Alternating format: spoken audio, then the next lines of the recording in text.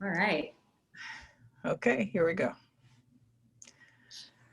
Welcome to Wisdom and Young Legends. And this is Thank a you. personal story for me today because I get to bring to you someone that is a true superstar that I have watched her grow and want to know more about what that journey has been about. She's an awesome person, extremely talented, and I understand that she's doing some additional things beyond what I know. So we're going to find out the whole story. Who am I talking about? Danielle Williamson. Hello, Danielle. Hi, how are you? I am so wonderful and so excited Good. about you. Oh, thank you. I'm very, very, very happy to hear that. Just wait till people find out exactly what you do and the opportunities that you have. So first of all, tell us about you, starting with the fact that you have a Tampa connection. So let's Yes. So I grew up in I'm from Florida, from Tampa, Florida. I actually stayed in Florida until I moved away for college. And I attended the a high school for performing arts, Blake High School. And so my journey really began way before that. I was performing in all kinds of venues. I was involved in the church choir when I was younger. And I've always been like in competitions and, keeping myself busy. My parents kept my brother and I very busy through our childhood, just making sure we were staying connected to different things so that we would stay out of trouble. Essentially, what parent doesn't want their kids involved in things? So we were always involved in something. And my love for singing really came very early in my childhood. My mom loves to tell this story. I was 10 months old and I was in front of one of those big floor set televisions that we don't see anymore. And yeah, so I kind of gave my age away just now. And Whitney Houston was on the television, and it was the music video, I Want to Dance with Somebody. And I was just rocking and singing along and just so entranced by this woman on the TV. And so I carried Whitney Houston through my childhood. She was really a big inspiration for me growing up as a singer. And so I went through all of my, like kindergarten, first grade, those years, and got to high school and decided that I wanted to take this more seriously. I wanted to really dive into my singing and acting and dancing. And so I auditioned for Blake High School's magnet program, the musical theater program, and got accepted. And I actually played the lead in the very first production that year. I was Moon in Once on This Island. So that was a big breakout moment for me because I had been performing, but not at that scale. So to be a freshman at a really prestigious high school, because at the time it was really known for its performing arts. And so to come in as a freshman and be a lead in a main stage production was like huge, big deal. I was very proud of myself. Very proud of myself because I had no idea what a callback was, I knew what an audition was. I didn't know what a callback was. So I ended up getting the role, and then I played many roles throughout my high school career, if you will. And then I auditioned for colleges and I started to think about where I wanted to be. And I applied to 2 Florida schools, UCF in Orlando and FSU. And then I applied to Boston Conservatory. So I only applied to 1 school out of the state. And I ended up going to Boston Conservatory because they gave me a full scholarship.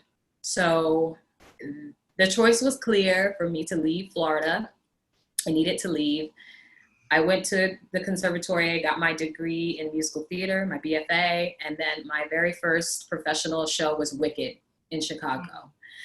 So that was where my professional journey began. And I covered the Green Girl, Elphaba, if you're familiar with the show. And my career has just been building from there. I've been doing this for 14 years officially. Wow. So professionally. So it's been a very long journey, and I'm still on it. I'm still on the journey. As well, I know, because you have a role that we'll talk about in a little bit, but you mentioned some things that I really want to get back into. Okay. When you said that you were into competitions and things like that, that's how Sure. I first became aware of you competing with AXA. So Yes. tell me about that experience. And there's one question, and I know it's not a good thing, but there was. Well, we'll see. Why not? Well, you'll see why in a minute. There was Okay. one particular competition that you were in that you did not get first place, and we were like mad, upset, did not understand what the heck had happened. So Yeah. I'm curious if you remember that, and if you remember who actually won, and if you followed their career, because I bet you all did. I know what you're talking about. This was my senior year of high school, and so this was the final year that I could actually compete, because, as you know, AXO and NAACP is for high school students. You know, it's you have to be in high school, and the purpose is to earn scholarships to go to college. So I had gotten perfect scores. Perfect scores. And I can laugh at it now because I've had such success in my life with performing and you know, and doing various projects that I don't harbor any feelings on it anymore. But at the time I was upset. I don't remember who won. I kind of blocked that out, I think. Maybe not on purpose. Maybe I did. Maybe consciously I did block it out. But I was upset, but not really too upset, because I got a scholarship. I got a full scholarship to a very prestigious institution, and I knew that my education was going to be top notch.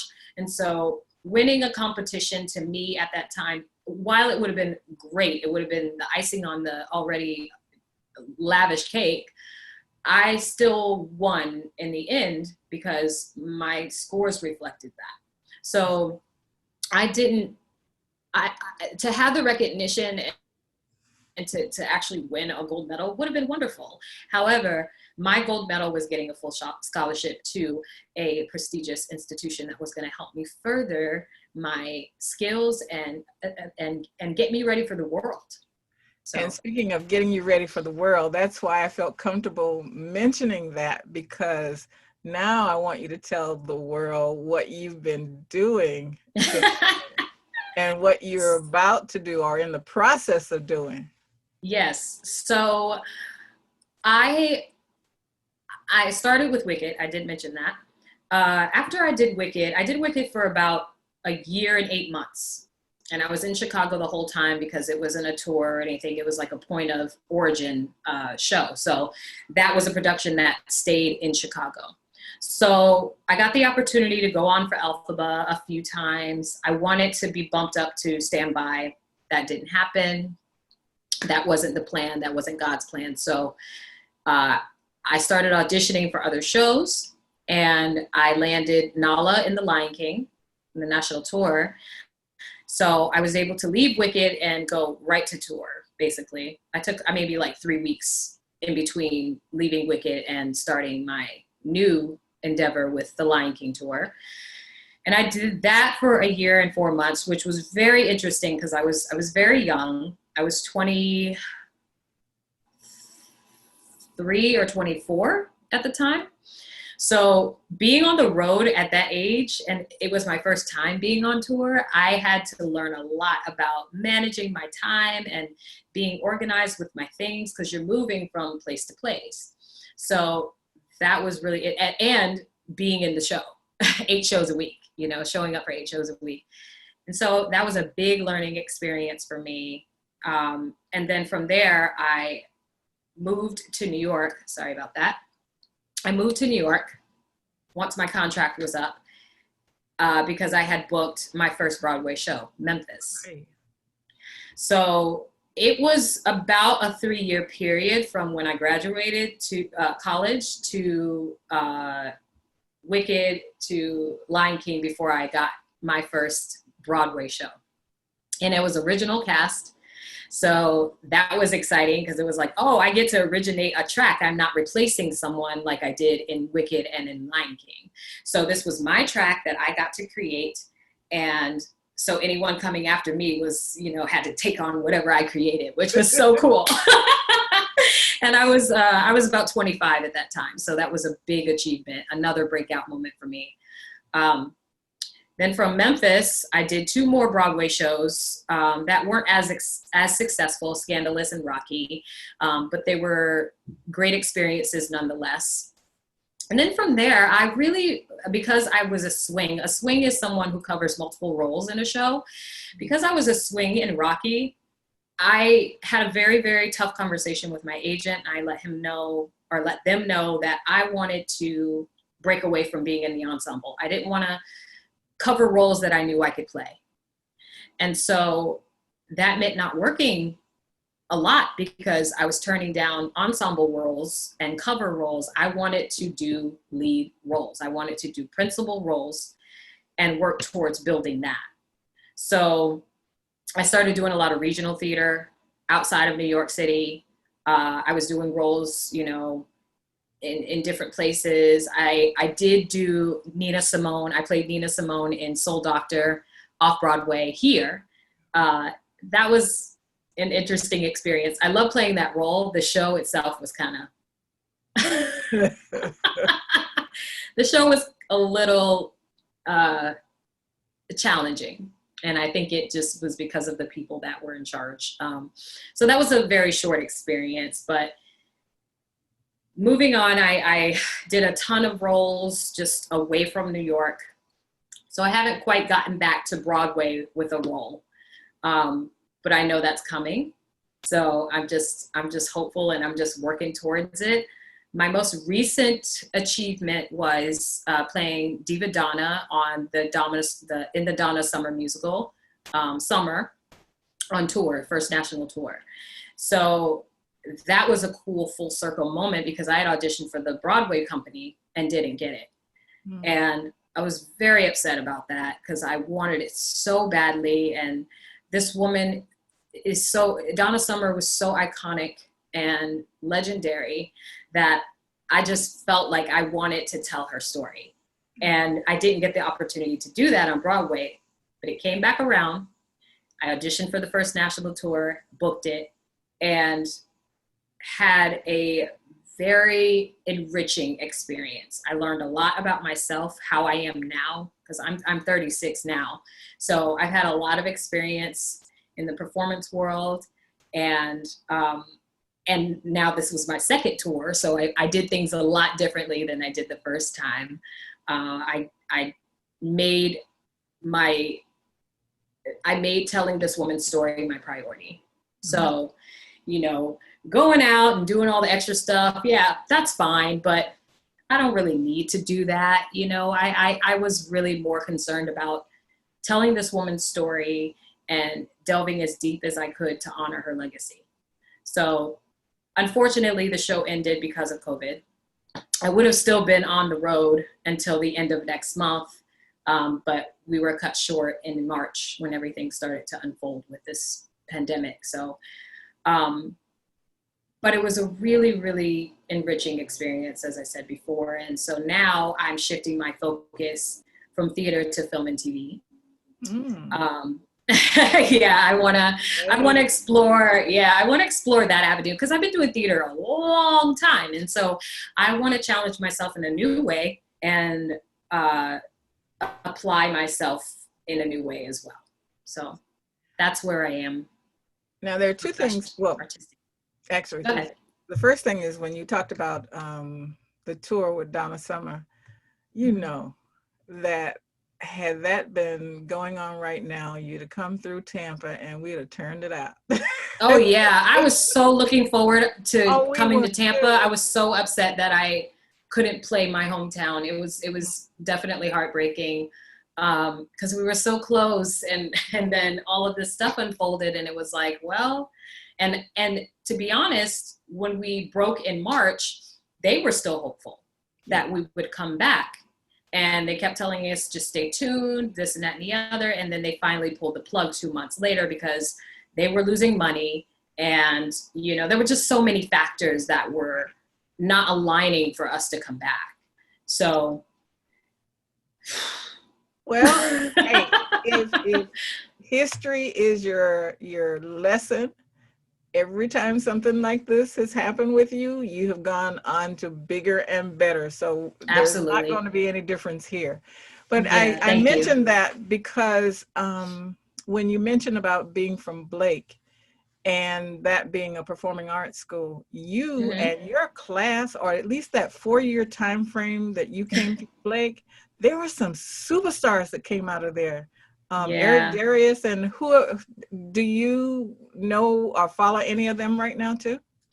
I don't. I kind of, when I left Florida, and this wasn't even on purpose, it just sort of happened that way. When I left for school, I was in Boston, and I was so involved in my life in Boston and getting my education, and I felt very obligated to direct my energy, all of my energy, to my studies in Boston. All right, so you had to perform and do what you needed to do. We were the fans. yeah. I mean, I still keep in touch with some people from high school. Marshall Brooks, you know, she doesn't perform, but she's a lawyer, and you know, and she's doing her own thing. And I've kept in touch with some people from high school, but not everyone. I actually have kept in touch with Nadia, Eric Darius' sister. Yes. So I know that she got married, and I know her husband, Mason. And so sprinkles here and there. But when I come home, even now, when I come home to Florida, I was just home for 2 months with my partner. And we spent all of our time with family. Yeah. You know, that's my priority when I come home. I spend time with family because I don't get to see them as often as I used to because I live in New York City. So. Okay, so you are doing as you should. For our audience, I bring this up because of the sense of pride that Tampa has in this young lady, as well as Eric Darius, BK Jackson, David Stewart, I think it is, and Mar, who was in The Lion King here in Tampa. Who's that? Jamar. Barian. Barian, yeah. Yeah. He was a dancer here. I kind of keep in touch with him too. Gardens. Yeah. Yeah. So there was just so much that happened. Jermaine Burrell, he was great too. Yeah, and we know that that's not an accident. There were some talented instructors out there, and I know the marching band was incredible because my daughter Danielle was in the marching band, and she played the piccolo, and small things, right? The piccolo is one of the loudest little things in the marching band. Sure, yeah. and I loved the marching band. I was like a diehard fan for the marching band during high school. They were the best. The sense of discipline that Mr. Griffin demanded.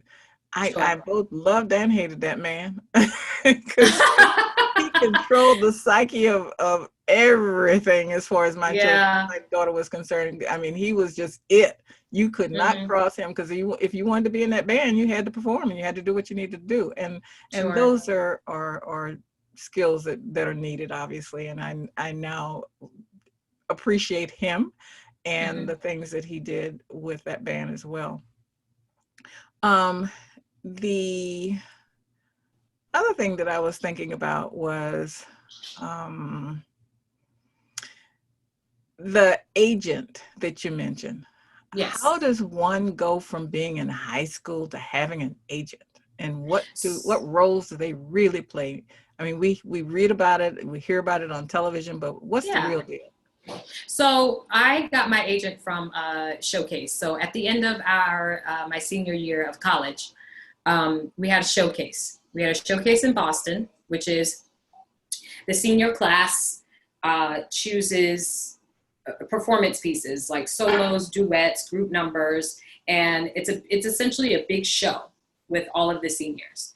And that is where we invite agents to come and see this showcase. So we had one in Boston and we had one in New York. So my agent actually came and taught a master class my senior year during one of my musical theater courses. And so I met my agent like before I even signed with him. And when he saw me in the showcase, he wanted to meet with me. So after showcase, each senior gets a list of the agencies that are interested in meeting with you. And so you set up a meeting, you go and you talk with them about some of your goals, some of your aspirations and what have you. And then you see if you pick up on a sort of amicable vibe, because it really is a relationship between performer and the agent. So it's a very delicate relationship, and it's something that, like, there are people that have an agent, but they don't necessarily like them for some reason because maybe they're not submitting them for some of the projects that they want to be seen for, and this and that and the other. So I got my agent from Showcase. I met with them. They have been a part of my entire professional career since 2006. I've only been with them because they submit me for things. And we've had conversations, you know, like check-ins, like, okay, this is where the direction I want to go now. But I'm one of those clients that I'm very clear about what I want to do in my professional life and how I want to move forward artistically. So there's never any guessing on that part. So it's great to have an agent because they can get you in rooms, especially if you're just starting out, they can get you in rooms that you probably wouldn't be able to get yourself in. They're a good guide, especially if you're at the beginning of your career and you're not really sure where you fit. They can help you with that. So my agent is wonderful. I still have conversations. They're totally on board when I need to take breaks away from the business, which I have done. You know, a few times in my 14 years of doing this, and they're always on board and supportive. And it's very important to make sure that if you're going to be with an agent, that they can support you in all ways, not just in your professional career. Do they support you in your personal life as well? Like, if you're having a hard time, can they support your decision to step away or do whatever you need to do for yourself, you know? I've been very fortunate, and I know that because everyone does not get this sort of, or does not have that type of relationship with their agent, but I do. So it's not necessary to have one. If you can submit yourself for things, but I think it helps to have an agent. So that sounds like one of those keys to success. So what are some of the others?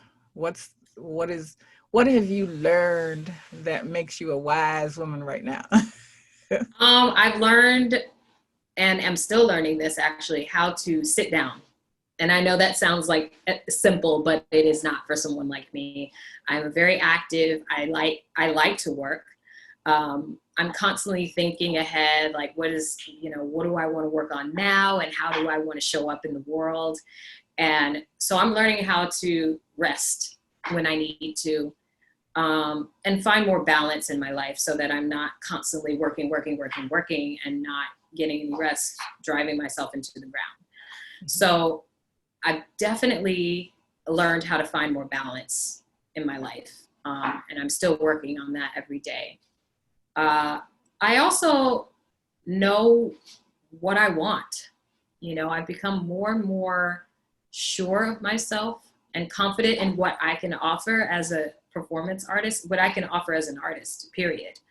I know my worth, and I don't accept just any gig anymore. Because I'm at a point where I can say no, I can turn things down and say, you know, that doesn't really align with where I am, and that's okay, but no thank you. You know, call me if you have something else that's. Now, what that brings to mind is the Cicely Tyson syndrome. You know, she taught us that you can say no to something that you're not happy with, and Absolutely. of a performance. So now what I want to ask you, your ancestors, your parents, what did mama say? What did daddy say that you still hear resonating in your ear when you're not in their presence? How, or grandparents? Mm-hmm. One of the things I know is that you also have a very talented brother. So I know I that do. Yes. you and your brother are not accidents. So what are the life lessons learned from your parents and grandparents and whoever else was involved in your life? To never give up, to in knowing that when something comes into your mind, when something is planted, when the seed is planted, it's planted for a reason, so you have to tend to it.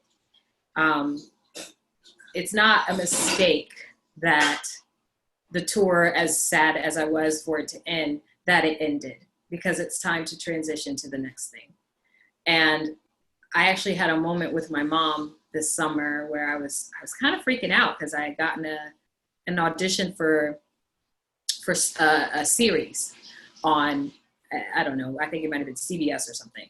And I was like, oh gosh, I was starting to have those doubts were starting to filter in, like, oh, I can't do this. I can't do this. She was like, you have been praying for this. You have been asking for this.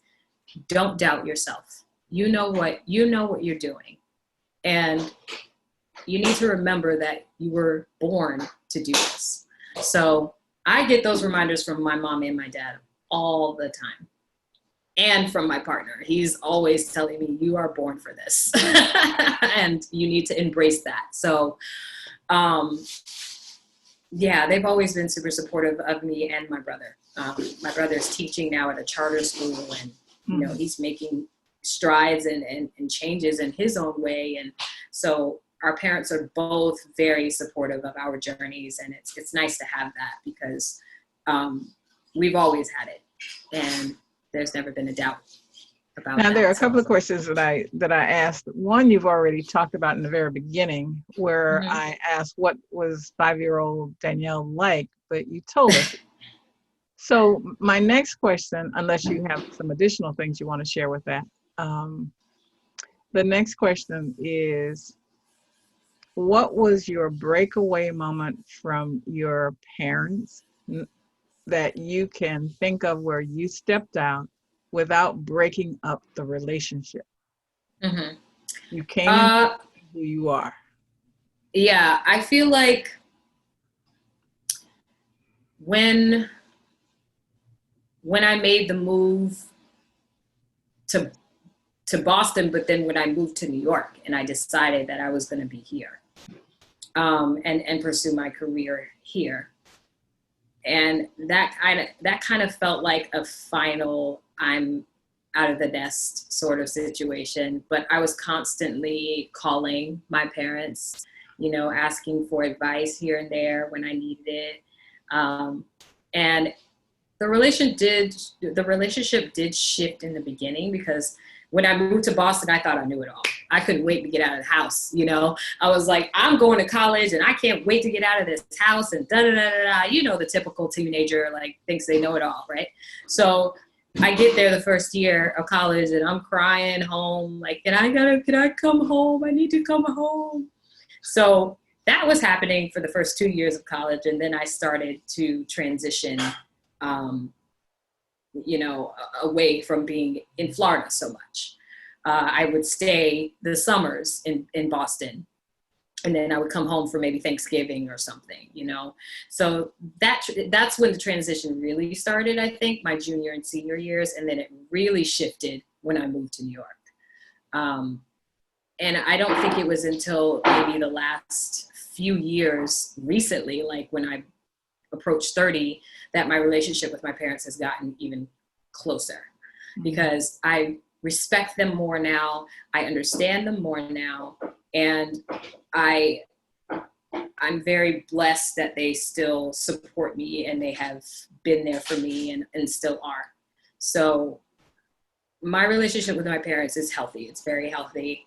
And we you know, we're very amicable. Like, we love each other, we support each other. Like, they live in Alaska now. Oh, wow. I thought that was a vacation. Facebook showed us. Oh no, no, Oh my goodness. they live in Alaska. They live there. Wow. So we still have our home in Florida because my brother is still there and taking care of everything.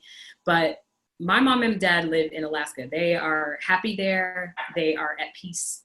And so because they're transitioning into a new phase in their lives, you know?